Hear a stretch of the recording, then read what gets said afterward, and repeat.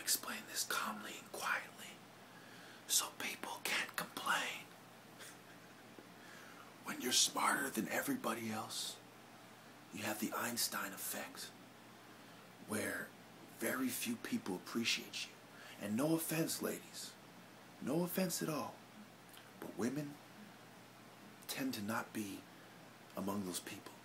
And since I'm a straight guy who is a very devout Christian, who detests the thought of men doing unnatural things with other men, as pretty much that's how they expressed it in the Bible.